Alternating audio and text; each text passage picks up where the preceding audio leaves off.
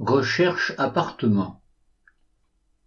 Le lendemain matin, nous sommes tous les trois, ponctuels, devant la porte de l'agence. La responsable est outrée. Le dossier de M. X est en cours et doit être terminé comme tel. Elle ne peut pas lui rembourser ses 3 mois versés. Les choses ne se font pas comme ça. Il prend des décisions contradictoires d'un jour sur l'autre. Il va peut-être encore changer d'avis et le regretter. Elle ne nous connaît pas et ne sait pas si nous sommes des gens fiables. Elle a une responsabilité envers le propriétaire et doit vérifier la solvabilité des gens avant de prendre des locataires. Qui lui dit que nous ne cherchons pas à profiter de la situation? Bref, il vaut mieux que nous ne soyons pas susceptibles. Monsieur X, lui, ne voit vraiment pas où est le problème. Il est complètement dépassé et ouvre des yeux ronds en bredouillant qu'il n'y a pas de raison pour que nous ne soyons pas des gens très bien. La dame de l'agence continue en s'adressant à lui avec des « Vous ne vous rendez pas compte ?» et des « Si je vous laisse faire ça, je prends une responsabilité envers votre famille. » Elle lui fait la morale comme à un gamin, et il est clair qu'elle a son opinion sur la maturité du monsieur. Comme il a versé l'argent pour réserver, mais pas encore signé le contrat, il lui demande s'il n'est pas possible de le faire à notre nom à la place du sien.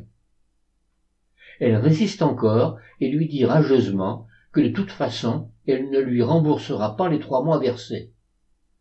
Nous proposons alors de passer cet argent déjà encaissé à notre nom et de rembourser M. X de la main à la main. Il se montre enchanté par cet arrangement alors qu'elle s'étrangle. Quoi? Et vous feriez confiance à ces gens que vous ne connaissez pas? Il fait confiance sans problème. Elle commence à fléchir, mais dans la douleur.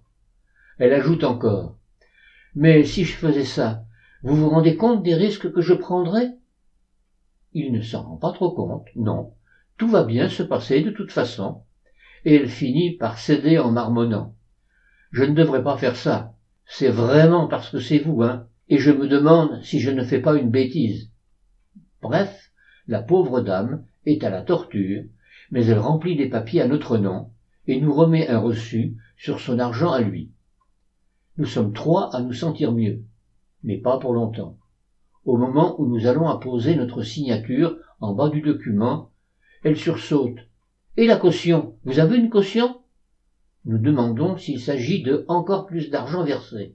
« Non, non, une personne qui se porte garante et qui règle les loyers à votre place en cas de cessation de paiement. Sans une caution sérieuse, je ne valide pas votre contrat. » Perplexité dans le groupe et grand instant de solitude.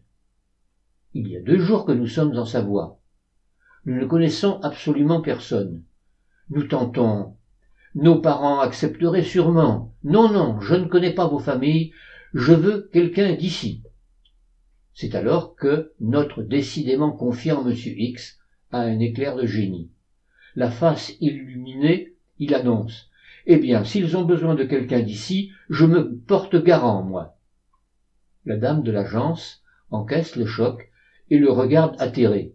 « Mais vous vous rendez compte de ce que vous proposez, là ?»